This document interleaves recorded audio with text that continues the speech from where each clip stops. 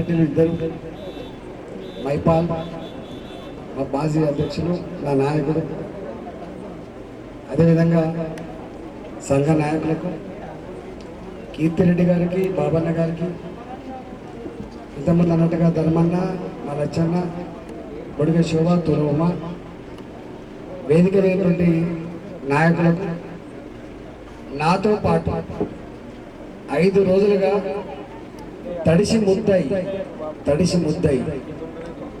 పెయి మీదనే మళ్ళీ బట్టలు ఎండిన అలు పెరగకుండా కిలోమీటర్ల తరబడి కుండపోత వర్షాలు తడిసి వచ్చినటువంటి మా సహచర ఉద్యమకాలకు, నాయకులకు, చిన్న కోమటిపల్లి చిన్నదైనా వేలాదిగా తరలివచ్చిన నా ఆడబిడ్డలు, వేలాదిగా తరలివచ్చినటువంటి మా అన్నదమ్ములందరికీ పేరు పైన నమస్కరిస్తున్నా.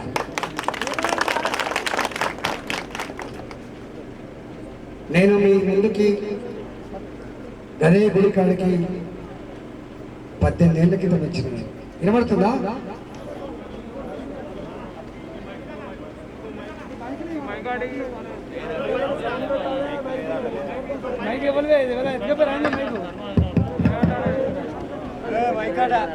పద్దెనిమిదేళ్ల క్రితం మీ కళ్ళ ముందుకు వచ్చిన గదే ఆంజనేయ స్వామి గుడి దగ్గర మీటింగ్ పెట్టా. నేను చిన్న మనిషినే కావచ్చమ్మా, నేను తెలంగాణ కోసం కొట్లాడే బిడ్డను, నన్ను ఆశీర్వదించమని చెప్పిన. ఆనాడు ముక్కు ముఖం తెలవకపోయినా గొప్పగా ఆశీర్వదించి నాలాంటి చిన్న కుటుంబంలో పుట్టిన బిడ్డను ఎమ్మెల్యేగా చేసింది. మీరు ఎమ్మెల్యేగా చేసిన తర్వాత నాకు ఇప్పటికి గుర్తొస్తుంది, ఏం చేయాలో తెలియదు నాకు. అప్పుడు అంతకుముందు ఈ రాజకీయాలతో సంబంధం లేదు నాకు. నేను ఏమైనా చేస్తే విద్యార్థి ఉద్యమాల్లో పనిచేసిన, ఏమైనా చేస్తే కోళ్ళ ఫారం పనిచేసుకునే తప్ప ఈ రాజకీయాలతో సంబంధం లేదు నాకు. ఎట్లా అని ఒకటే బాధపడుతున్నా. ముక్కు ముఖం తెలవకపోయినా నా కోటేసి గెలిపించిన మా అన్నలకి, మా ఆడబిడ్డలకు పరిచయం కావాలని చెప్పి అదే పనిగా పల్లెలు తిరిగినా. నేను ఏ సావైనా నేను ఉండేది, ఏ పెళ్ళైనా నేను ఉండేది. నాకు పేరు పెట్టిన వేరే పార్టీ వాళ్ళు, ఈయన సావులకు వచ్చే ఎమ్మెల్యే, ఈయన పెళ్లిలకు వచ్చే ఎమ్మెల్యే. ఎందుకంటే అప్పుడు ఉద్యమం లేదు కాబట్టి, నాకేం చేయాలో తెలియదు కాబట్టి అట్లా మీ హృదయాల్లో అయితే చోటు సంపాదించుకుంటాను.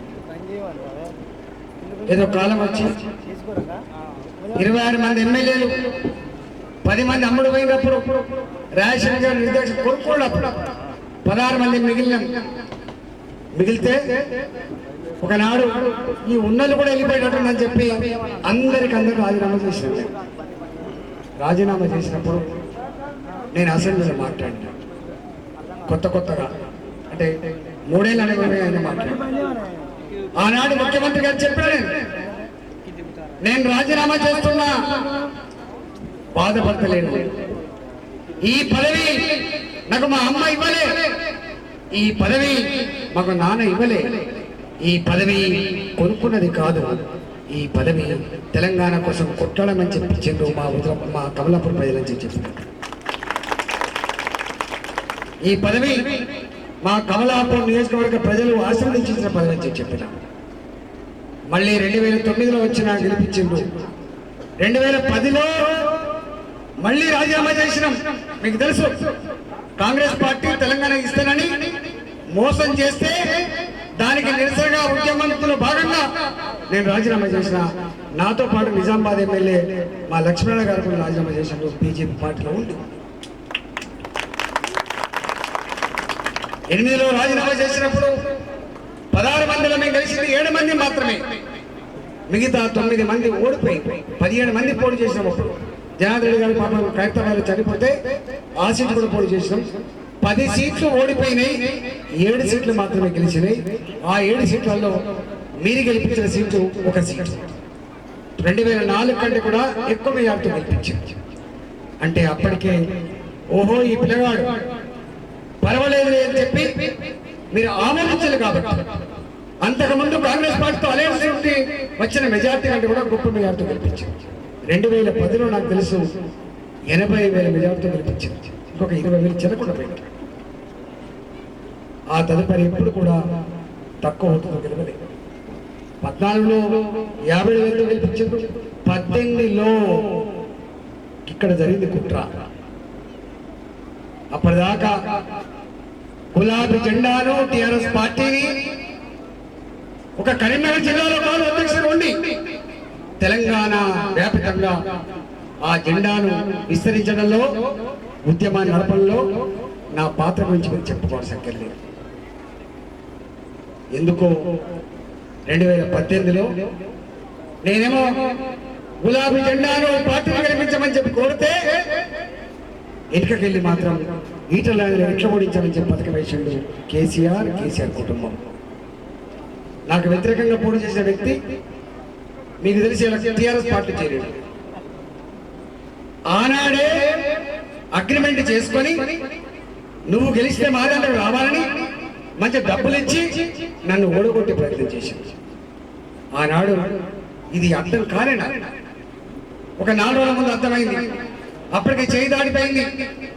నేను గాంధీ చౌరస్తా, జమ్మికుంట, కమలాపూర్ రామాలయం చౌరస్తా, హుజరాబాద్ అంబేద్కర్ చౌరస్తా, వీణవెంక చౌరస్తాలో ఆక్రోశించిన ఏదో అవుతుంది సుమా, ఈ కుట్రలను ఛేదించండి, ధర్మాన్ని గెలిపించమని చెప్పి నేను కోరితే కష్టపడి ఆ రోజు మీరు ఇచ్చిన నినాదం మా రాజేంద్రన్న 5 ఏళ్ల కాలంలో గొప్పగా అభివృద్ధి చేసిండు, మా రాజేంద్రన్నకు 1,00,000 ఓట్ల మెజార్టీ ఇవ్వాలని ఆనాటి మా ఆడబిడ్డలు, ఆనాటి మా అన్నలు, ఆనాటి మా యువకులు నినాదం ఇచ్చిండ్రు.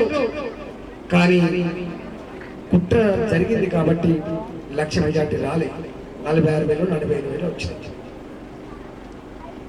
కానీ నేను అడుగుతున్న ఈ వేదిక నుంచి చిన్న కొమ్మడి పిల్లలు అక్కడ లేకపోవచ్చు, కానీ ఇవాళ తెలంగాణలో ఉన్నటువంటి మేధావి వర్గం, బుద్ధిజీవులు, రాజకీయ స్పృహ ఉన్న వాళ్ళకి అర్థం కావాలని చెప్తున్నారు.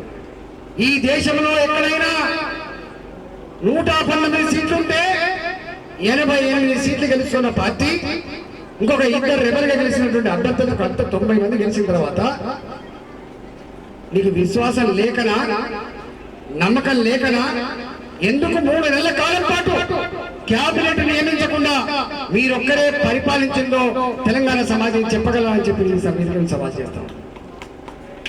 3 నెలల కాలం పాటు ఎవరి మంత్రులు తీసుకోలేదు అంటే కూడా భావన ఏంటంటే నీకు ఇస్తే ఒక పదవి, ఆ పదవి నేను ఇచ్చే భిక్ష, నా ఇష్టం ఉంటే ఇస్తా, లేకపోతే లేదు ఆ భిక్ష కూడా అని. ఇవాళ క్యాబినెట్ లేకుండా 3 నెలలు గడిపాడు. దాని ఫలితమే పార్లమెంట్ ఎన్నికలలో ప్రజలే నాయకులై కసితో ఓట్లేస్తే వాళ్ళ ఎన్ని సీట్లు గెలిచిందో ప్రతిపక్షాలకు తెలుసు. ఆనాడు భారతీయ జనతా పార్టీ కొన్ని గెలిచింది, కాంగ్రెస్ పార్టీ గెలిచింది. అంటే అప్పటికి వాళ్ళకు గెలుస్తామైనటువంటి నమ్మకం లేదు, కానీ ప్రజలే కలిసికట్టుగా చేసి గెలిపించింది. ఎందుకు? కేసీఆర్ గారికి అహంకారం పెరిగింది. కేసీఆర్ గారికి పైసలే కనబడుతున్నాయి.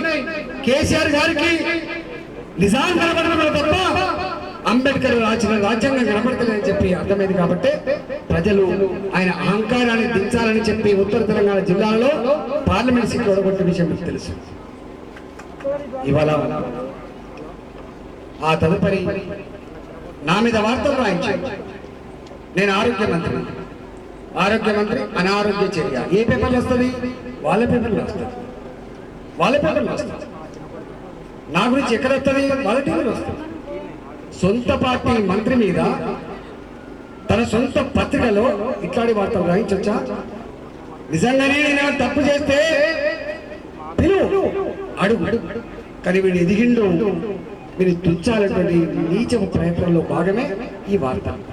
నేనన్నా నువ్వు కనుక ఈ వార్తల మీద మీరు క్లారిటీ ఇవ్వకపోతే, మీ అభిప్రాయం మీద చెప్పకపోతే నేను మా హుజరాబాద్ లో మైక్ పట్టుకొని మాట్లాడే పరిస్థితి అని చెప్పిన టైం ఇచ్చిన 45 గంటలు సమాధానం రాలే. నేను హుజరాబాద్కి వచ్చినా ఏమని మాట్లాడినా, గులాబీ జెండాకు ఓనర్ నేనే,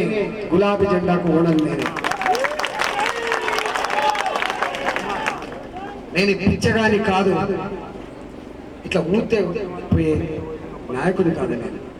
నేను కూడా ఈ జెండాను, ఈ పార్టీని తెలంగాణ వ్యాప్తంగా నలుదిశలా వ్యాప్తం చేసిన బిడ్డని, తెలంగాణ ఉద్యమం బిడ్డని.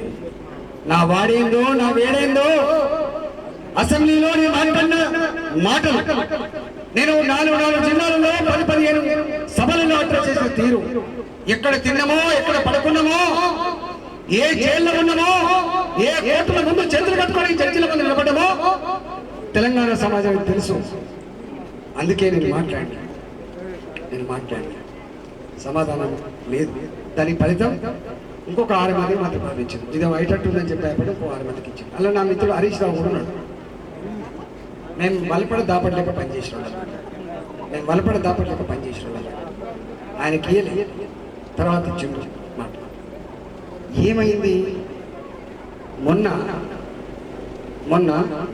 నేను కరోనా అని చెప్పి హాస్పిటల్కి తిరిగినాను. నేను అడుగుతున్నా, ఎవరైనా కరోనా కేసుల దగ్గరికి పోయినటువంటి మంత్రులు ఉన్నారా? నేను నా భార్య పిల్లల్ని జన 10 నిమిషం అంటే కూడా నేను ఈ రాష్ట్రానికి ఆరోగ్య మంత్రిని, నేను కెప్టెన్ని. నేను పని చేయకపోతే నా డాక్టర్ పని చేయడు, నేను పని చేయకపోతే నా నర్సు పని చేయదు, నేను పని చేయకపోతే నా 108లో పనిచేసి ఆయన పని చేయడు, నేను పని చేయకపోతే సత్యం శివాలు కాలపెట్టేటువంటి వాళ్ళు పని చేయదు. నేను నడపాలని చెప్పి నేను నడిపిన. నా సేవ ఏందో, నా కమిట్మెంట్ ఏందో నా తెలంగాణ సమాజం మాత్రమే కాదు, ఈ దేశం చూసింది. కేంద్ర ఆరోగ్య శాఖ మంత్రి గారు చాలాసార్లు అభినందించిందని స్వయంగా అసెంబ్లీలో ఆనాడు Bharatiya Janata party pro leader Raja Singh, MIM pro leader Akbaruddin Owaisi, Congress party నాయకులు కూడా అభినందించారు. గొప్పగా పనిచేసిన, ఉన్నతంలో పనిచేసిన చెప్పి అభినందించారు. కానీ నచ్చంది మాత్రం కేసీఆర్. అగో వీరి గింత పేరుకి వచ్చింది, వీరి గింత ముట్టట్ల పోతున్నారు. గొర్రె బలితే గొల్లైన లాభం, నేను మంచిగా అయితే నీకే కదా లాభం. అక్కువ జీతగాడు యజమానికి ఏమవుతాడు? నీకెవరు కావాలి కేసీఆర్? నీకు బానిసలు కావన్నా, మెదలు లేనుడు కావన్నా, ఆలోచించనుడు కావన్నా, నువ్వు చెప్పిందే చేసేవాడు కావాలంటే మరి మాలాంటి ఉద్యమాన్ని చూస్తున్నాం కదా మేము. మాకు ఇంత జ్ఞానం ఉంది కదా, మాకు రేషం ఉంది కదా, రేషం ఉన్న బిడ్డలం కాబట్టే కదా అమ్ముడు పోకుండా కొట్లాడినా, రేషం ఉన్న బిడ్డలం కాబట్టే కదా, ధైర్యం ఉన్న బిడ్డలం కాబట్టే కదా 9 మంది హంతక మృగాలు సంపృతమని బెదిరించినా, మా డ్రైవర్లు కిడ్నాప్ చేసుకొని పోయినా ఇంత చెప్పకుండా ఉద్యమా చేసినాం మేము. ఇవాళ మమ్మల్ని మేమట భూములు ఆక్రమించుకున్నామట, కిరాయి మనుషులను పెట్టి ఎన్ని రోజులు చేస్తారు ఈ తక్కువ విద్యలను? కిరాయి మనుషులకు ఆశ చూపుతా పనులు ఇస్తారని, కిరాయి మనుషులకు డబ్బులు ఇస్తావు ఆశ. నాలాంటి మీరు ప్రెస్ మీట్ పెడతావు. నేను నా భార్య ఒకటే మాట చెప్పి, ఈ భూమి మీద తెలంగాణ గడ్డ మీద ఒక హైదరాబాద్ ఈ తెలంగాణ అనే గడ్డ మీద 1 ఎకరం భూమి దళితులకు ఇచ్చిన భూమి కనుక నేను ఆక్రమించుకుంటే నేను ముక్కు నేలకు రాస్తా. కేసీఆర్ నువ్వు రాస్తావా? ముఖ్యమంత్రి గారు, నీ దగ్గర కలెక్టర్ ఉన్నారు, నీ దగ్గర రెవెన్యూ డిపార్ట్మెంట్ ఉన్నది, నీ దగ్గర పోలీస్ వ్యవస్థ ఉన్నది, ఇంత పెద్ద వ్యవస్థ ఉండగా ఎంక్వైరీ చేసుకో. కానీ నేను కక్ష పెట్టుకొని మా క్యారెక్టర్ అసాసిన్స్ పనిచేయండి. మా జీవితంలో సంపాదించుకునేది ఆస్తి కాదు, మా జీవితంలో సంపాదించుకునేది మంచి ధనం. ఇవాళ ఇక్కడ కాదు, నువ్వు ఆదిలాబాద్ పోయినా, నువ్వు మహబూబ్ నగర్ పోయినా రాజేంద్ర అని చెప్పి వస్తారు. ఇవాళ కూడా పెట్టిస్తాను. ఇప్పుడే కాదు, 18లో కూడా పెట్టించారు. 2018లో ఎన్నికలలో నేనుంటే కిరాయి మనుషులు పెట్టి పోస్టులు కొట్టించారు నా మీద, కరపత్రాలు కొట్టించారు నా మీద. 4,000 కోట్ల రూపాయలు సంపాదించాడు. వాడు తర్వాత దొరికిండు. వాడు ఏంద్రా అంటే నన్ను మీ వల్లే చేయించేసారు, నాకు ఈ పైసలు తీసేసా అంటాడు వాడు. తర్వాత వాడు ఇలా మళ్ళీ మొదలు పెట్టాడు. మేము దత్తల మీద, నేను ఈ చిన్న కొడుపల్లిలో ఏ ఒక్క బిడ్డ మీద కేసు పెట్టినా, కన్నెర చేసినా, కోపం చేసినా, అన్యాయం చేసినా, చేయి సాపినా, నేను ఏమన్నా ఆపదంటే సాయం చేసినోడు తప్ప నేను అడుగుతున్నాను కాదు. ఇవాళ నా మీద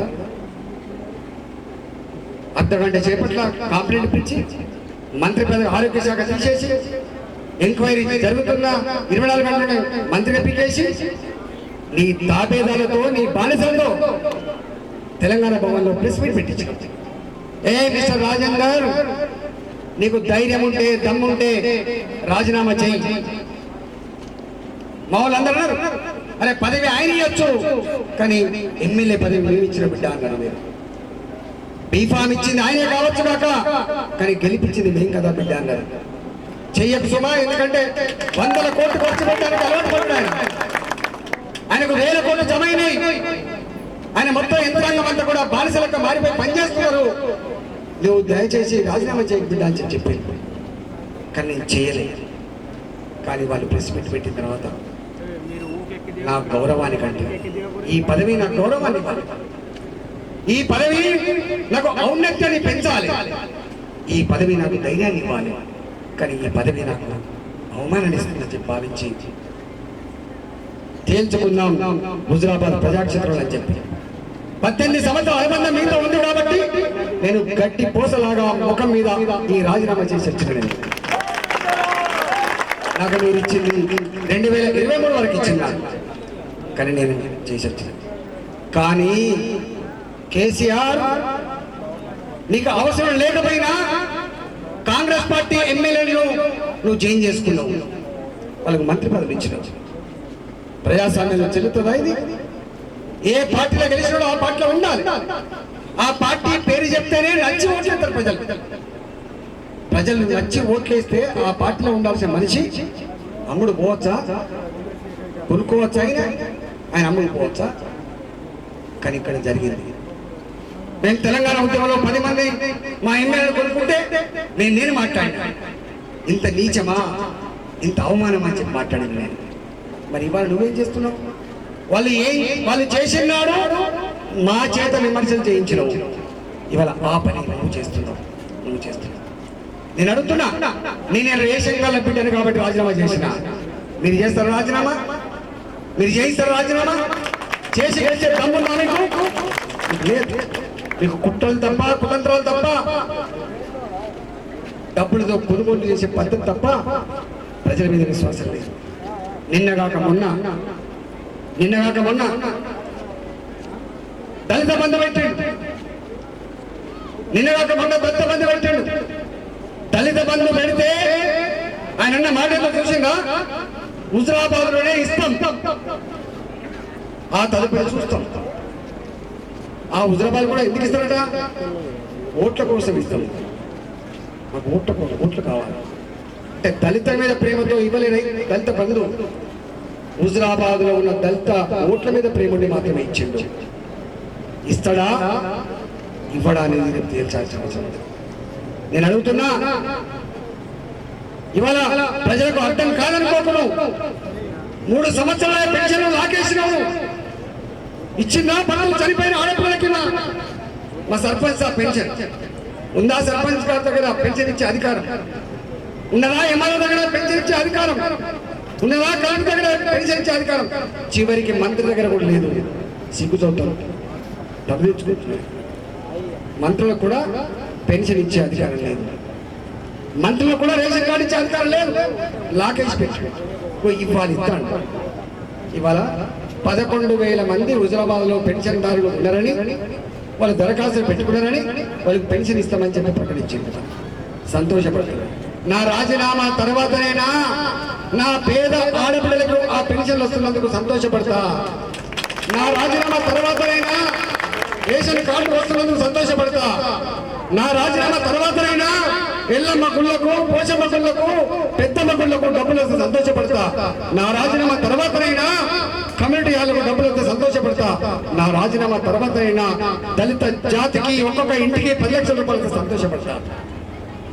కానీ ప్రజలు ఆత్మను అమ్ముకుంటారు కాదు.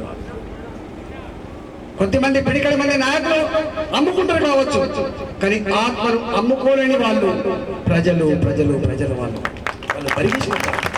వాళ్ళకు నైస్ తీసి ఉండవు, వాళ్ళకు ముఖమాట ఉండదు, వాళ్ళకు బరిగించుకుంటా చెప్తుంటారు. నేను అడుగుతా ఉన్నా, తెలంగాణలో ఉన్న మేధావులారా, తెలంగాణలో రాజకీయ నాయకులారా ఒకసారి తెలంగాణలో ఏం జరుగుతుందో ఒకసారి ఆలోచన చేయండి. ఇంతమంది మీద మనకు మనంగా చూస్తూ ఊరుకున్నామా? ఇట్లాంటి దుర్మార్గాలు అరికడతామా లేదా ఇవాళ తెలుసుకోవాల్సి అక్కర్లేదు. హుజురాబాద్లో ఇవాళ ఖచ్చితంగా కేసీఆర్ అహంకారానికి, కేసీఆర్ డబ్బుకి, కేసీఆర్ కుట్రలకి తెలంగాణ ప్రజలకు మధ్య యుద్ధం జరుగుతూ ఉంది. ఈ పోరు జరుగుతూ ఉంది. హుజురాబాద్ లో ఏం జరుగుతుందో అమెరికాలో ఉండి చూస్తున్నారు. తెలంగాణ గడ్డ మీద పుట్టి అమెరికాలో ఉన్న వాళ్ళు, తెలంగాణ గడ్డ మీద పుట్టి ఆస్ట్రేలియాలో, దుబాయ్ లో ఉన్న వాళ్ళు, తెలంగాణ గడ్డ మీద పుట్టి పుట్ట చేత పట్టుకొని బొంబాయిలో బతుకున్న వాళ్ళు, సూరత్ లో బతుకున్న వాళ్ళు, హైదరాబాద్ లో బతుకున్న వాళ్ళు ఏం జరుగుతుందని చూస్తూ ఉన్నారు. వాళ్ళు మీకు ఫోన్ కూడా చేస్తుండొచ్చు నాకు తెలిసి, చుట్టరికలు సుమా ఏమన్నా కాగల అని చెప్పి. నేను అడుగుతాను, ఇది మన ఓటు, ఇది అరిగిపోయేది కాదు ఓటు, ఇది కరిగిపోయేది కూడా కాదు ఓటు, ఇది మన ఆత్మగౌరవం, మన అంతరాత్మ. ఓటు ఎవరికి చెప్పం మనం. నీ అంతరాత్మని ఆవిష్కరించే గొప్ప సందర్భం. ఆ ఆవిష్కరణ తెలంగాణ ఆత్మగౌరవాన్ని కాపాడుతని చెప్పి మనం చేస్తున్నాం. ఇది చాలా బాధ్యతాయుతమైన సందర్భం. ఇది కేవలం కొద్దిమంది మీకోసం చూసుకోకండి, సమాజం కోసం చూడండి. ఎక్కడొక్కడ చెప్పకపోతే, ఎక్కడొక్కడ కాపాడుకోకపోతే గింతే లేని పరిస్థితి వస్తుంది. సుమా జాగ్రత్తగా ఉండండి. నేను మళ్ళా మాట ఇస్తున్నా, ఆనాడైనా ఈనాడైనా రేపైనా ఇట్లనే ఉంటుంది తప్ప లొంగిపోను బానిసలు కానీ. నా తపన నా ఆరాటం, నా తపన నా ఆరాటం పేదరికం పోవాలని నా తపన ఉంటుంది తప్ప ఇంకోటి ఉండదు. నా కులంతో నిమిత్తం లేదు, నాకు మతంతో సంబంధం లేదు, నాకు మనిషితో సంబంధం, మనిషి ఆకలితో సంబంధం, మనిషి దుఃఖంతో సంబంధం ఉంటుంది. నాకు నా ఇంటికి వస్తే నువ్వు ఏ పార్టీ అని అడగను. నా ఇంటికి వస్తే నీ పార్టీ ఏంది, నీ కులమేంది, నువ్వు ఎక్కడి నుంచి అడగను. నీ పనేంది అని చెప్పడం నేను అడగటం లేదు, నీ ఆకలిని అడుగుతుంది నేను. ఇవాళ నేను మారినా అంటే నేను మారలేదు. నన్ను వద్దనుకున్నాడు కాబట్టి నేను భారతీయ జనతా పార్టీలో చేరాను. నన్ను ఆహ్వానిస్తే నేను భారతీయ జనతా పార్టీలో చేరాను. ఇవాళ నా గుర్తు పువ్వు గుర్తు, నా పార్టీ బీజేపీ పార్టీ, నా జెండా ఇవాళ కాషాయ జెండా, నా నాయకుడు నరేంద్ర మోడీ గారు. ఇవాళ నువ్వు అనుకుంటున్నావు ఇక్కడ ఒక రాయందాన్ని బొలిగా బతికిస్తామని, పీస్కే అసాధ్యం. నీ కడగడ నీ జేజమ్మ కూడా కలుగుతాబట్టి అలా నిజాయితీగా రా. తీరు లెక్క కొట్టాడు, వీరు లెక్క కొట్టాడు, కానీ డబ్బులతో కుట్రలతో కొట్టాడు ప్రయత్నం చేయకు. ఇవాళ నీకు దాని టేస్ట్ దొరికిందని చెప్పి, మజా ఉందని చెప్పి నువ్వు ముందుకు పోతుండొచ్చు, కానీ ఆ టేస్ట్ ఇక్కడ దొరకదు. ఆ టేస్ట్ ఇక్కడ దొరకదు. ఇది హుజురాబాద్, ఇది పోరాటాల గడ్డ, ఇది చైతన్యవంతమైన గడ్డ, రక్త తర్పణ చేసిన గడ్డ ఈ గడ్డ. ఈ గడ్డకి పరిగీసి కొట్లాడే శక్తి ఉంటుంది, గుర్తుపెట్టుకో. ఈ గడ్డ తప్పకుండా నీ నియంతృత్వానికి, నీ అహంకారానికి గోరీ కట్టేది నా హుజురాబాద్. తప్పకుండా గోరీ కట్టి తీరుతుంది, గుర్తుపెట్టుకోండి. ఇవాళ అక్కడ కూర్చొని ఆదేశించగానే కొంతమంది మంత్రులు వస్తారు, ఇక్కడికి నాయకులు వస్తారు, కులం కులపై దగ్గరికి పోతున్నారు, వాళ్ళు ఇంట్లో ముచ్చని పెడతారు. కానీ పెడతా పోవచ్చు కొంతమంది, కానీ అందరితో పెట్టలేదు.